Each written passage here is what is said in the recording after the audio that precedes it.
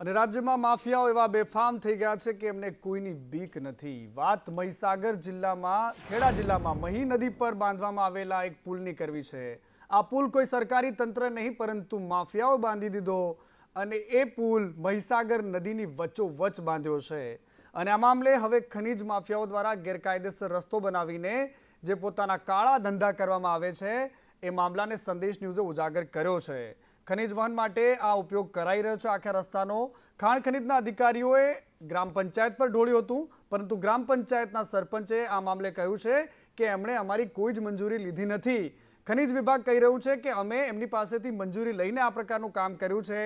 ત્યારે સવાલ એટલા માટે ઊભો થઈ રહ્યો છે કે ગેરકાયદેસર રસ્તો કેવી રીતે ચાલતો હતો, કોણે આની પરમિશન આપી, નદીની વચ્ચોવચ્ચ આવી રીતે રસ્તો અને આખો બ્રિજ બનાવવાની પરમિશન કોણે આપી હતી?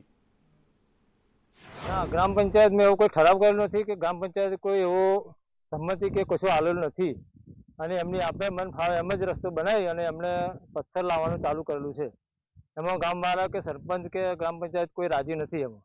હવે આ બાબતે અમે ગઈકાલે તપાસ કરી હતી સરપંચશ્રીની રૂબરૂમાં અને તેના ગ્રામજનોની રૂબરૂમાં। જે કાચો રસ્તો જે બનાવેલો છે એની તપાસ હવે અમે અમારી ટીમ આખી ગઈ હતી અને અમે રૂબરૂમાં અમે પંચો સાથે રાખીને આખી તપાસ કરી છે। હવે એમના કહેવાથી અને જે સરપંચ છે અને ગ્રામજનો છે તેઓ દ્વારા એવું કહેવામાં આવે છે આ રસ્તો જે કાચો બનાવ્યો છે અગાઉ 1 વર્ષ જૂનો બનાવેલો છે, જે ગામજનોની અવર જવર માટેનો બનાવેલો છે અને તેના માટે એ લોકોની સંમતિથી જે પંચાયતની બોડી છે અને ગ્રામજનોની સંમતિથી આખો જે રસ્તો બનાવેલો છે।